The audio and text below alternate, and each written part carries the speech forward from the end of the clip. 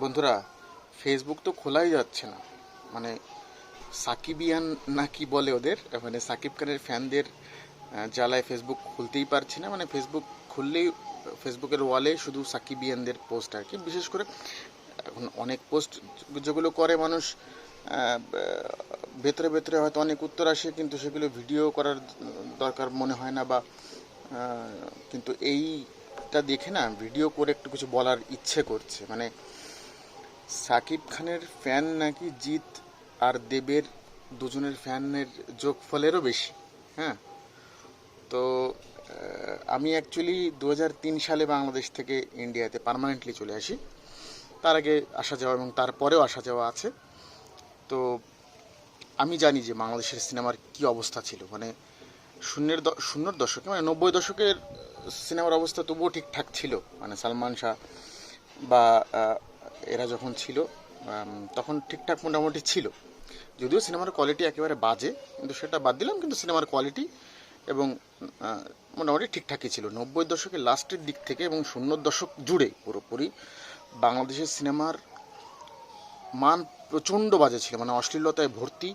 এবং সেই সময় অ্যাকচুয়ালি আমি তো ছিলাম, তো আমি জানি যে সে সময় সিনেমা হলে যেত শুধু বাংলাদেশের, মানে একদম কাউকে ছোট করে বলছি না, মানে বাংলাদেশের রিক্সাওয়ালা, ভ্যানওয়ালা, মানে যাদের রুচি মানে একদম রুচিহীন, তারাই একমাত্র সিনেমা হলে যেত। এছাড়া কোনো ভদ্রলোকরা অ্যাকচুয়ালি সিনেমা হলে যেত না। তো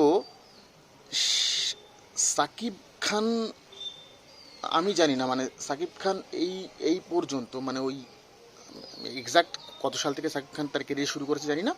তবে এই সম্ভবত 2000-এর আশেপাশে হয়, 2000 সালে বা তার একটু আগে বা তার একটু পর থেকে শুরু হবে।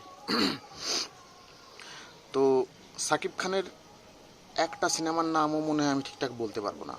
মানে এই রিসেন্টলি দু একটা সিনেমা ছাড়া, এবং যৌথ প্রযোজনায় দু একটা সিনেমা যেটা করেছে ইন্ডিয়ার সঙ্গে, সেই দু একটা সিনেমার হয়তো শিকারি বা ইদানিংকার প্রিয়তমা বা এই যে রাজকুমার বেরিয়েছে, বা এই দু একটা সিনেমার হয়তো নাম বলতে পারবো। আর বাদ বাকি সিনেমার নাম আমি বলতে পারবো না। মানে বলার মতো কিছু উল্লেখযোগ্য ঘটনাও ঘটেনি যে সেটা বলার মতো নাম, মানে মানুষের মনে থাকবে বা মানুষের মনের মধ্যে ঢুকবে বা প্রচার হয়ে আমাদের মধ্যে আসবে, যেরকম একটা তো একদম বাজে অবস্থা। মানে সাকিব খানের আমার তো মনে পড়ে না এরকম কোনো গান যেটা আমি শুনেছি বলে, মানে আমি হিট তো দূরের কথা, সাকিব খানের কোনো গান একটা আমার মনে হয় না শুনেছি। শুধুমাত্র এই প্রিয়তমা গানের টাইটেল ট্র্যাকটা, এবং ওই শুভশ্রীর সঙ্গে দেব তোকে দেব 16 আনা, করিস না বাহানা, তুমি মেরি গেলি আজ আনা, এই গানটা। বা আরও দু একটা হয়তো যৌথ প্রযোজনার দু একটা সিনেমার গান, হয়তো দু একটা গান শুনলেও শুনে থাকতে পারি, এরকম একটা ব্যাপার। অথচ দেব এবং জিতের সিনেমার, মানে আমার মনে আছে যখন আমি এখানে আসি তখন সঙ্গী সিনেমা রিলিজ করেছিল। তো সঙ্গী সে সময় পশ্চিমবঙ্গে সিনেমা দেখার রমরম বাজার। মানে সিনেমা হলে ঢুকলেই প্রায় হাউসফুল। হ্যাঁ, আমি বন্ধন দেখেছি জিতের, চিরদিনই তুমি যে আমার, প্রেম আমার, চ্যালেঞ্জ, দুই পৃথিবী, লে ছক্কা। তো এইসব সিনেমা যখন দেখতে যেতাম, তো তখন পরাঞ্জা জুলিয়ারে, এইসব সিনেমা দেখতে যেতাম। মানে মানুষ, এক তো সিনেমা হল ভর্তি, ব্ল্যাকেও টিকিট বিক্রি হচ্ছে, মানুষের মধ্যে চরম উন্মাদনা, যখন গান বাজছে লোকজন সিটি মারছে, হলে দাঁড়িয়ে নাচছে। সে কি দৃশ্য! মানে এই দৃশ্য আমার মনে হয় না বাংলাদেশ কোনোদিন উপভোগ করেছে বলে আমি যতদূর জানি। আমি কিন্তু প্র্যাকটিক্যালি ওখানে থেকেছি এবং যাতায়াত আছে বলেই আমি বলছি যে আমি তো কোনো উন্মাদনা দেখতে পারি না। মানে এটা যদি বাংলাদেশের লোকেদের কাছে পৌঁছায়, তারা একটু স্বীকার করবেন। মানে তারা শুধু বিরোধ করার জন্যে বিরোধ করবেন এটা না, কিন্তু মানে একটু দেখুন। হ্যাঁ, কি হতো, এমনি তো 00 দশকের সিনেমার কোয়ালিটিও ভালো ছিল না। আমার যতদূর বাংলাদেশের 00 দশকের সিনেমার দু একটা সিনেমার কথা মনে পড়ে, হয়তো রিয়াজ আর পূর্ণিমার একটা সিনেমা ছিল, যায় দিন যায় একাকি, তার বিরহে কেমনে বলো বাঁচি, যায় দিন। এই সিনেমাটার নাম হৃদয়ের কথা বোধহয় নাকি। এই সিনেমাটার গান বেশ জনপ্রিয় হয়েছিল। এছাড়া আম্মাজান, মান্নার আম্মাজান। আরেকটা বিষয় হচ্ছে বাংলাদেশের মিউজিক ডিরেক্টর ঠিকঠাক নেই, মানে সুরকারই নেই। মানে গানগুলো যে হিট হবে বা গানগুলো যে মানুষের মুখে মুখে থাকবে, এই ব্যাপারটাই নেই। মানে আমি কিন্তু ফিল্মের কথা বলছি, আমি কিন্তু অ্যালবাম মিউজিক ডিরেক্টরের কথা বলছি না। মানে সে তো ব্যান্ডের গান বা হাবিব বালাম বা এদের গান খুব চলেছে বা এখানেও আমরা খুব শুনেছি। এমনকি তাহসান বা ওই দেওয়ালে দেওয়ালে সিঙ্গারটার নাম হঠাৎ ভুলে যাচ্ছি, ওর গান বা অর্ণবের গান, এদের গান শুনেছি। কিন্তু আমি বলছি যে ফিল্মের কিন্তু কোনো মিউজিক ডিরেক্টর অ্যাজ সাচ বাংলাদেশে নেই।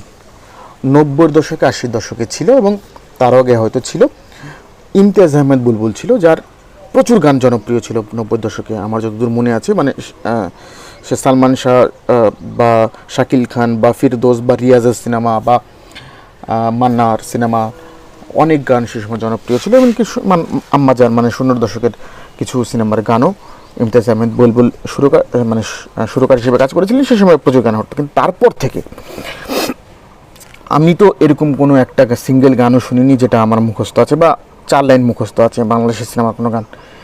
এই বললাম যেটা ইদানিংকার হয়তো 2-একটা গান টান হয়তো হতে পারে। কিন্তু এখানে পশ্চিমবঙ্গে জিৎ গাঙ্গুলি ফাটিয়ে দিয়েছে। মানে একটা সিনেমায় 5টা গান থাকলে 5টাই হিট, 5টাই মানুষ নাচছে।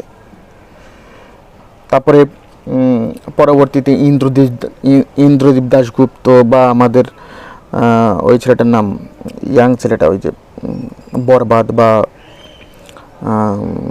সিনেমায় অরিন্দম বলে ছেলেটা, বা এদিকে মাঝখানে আরও অনেক মিউজিক ডিরেক্টর পশ্চিমবঙ্গে যারা এসছে, তারা বেশ হিট দিয়েছে।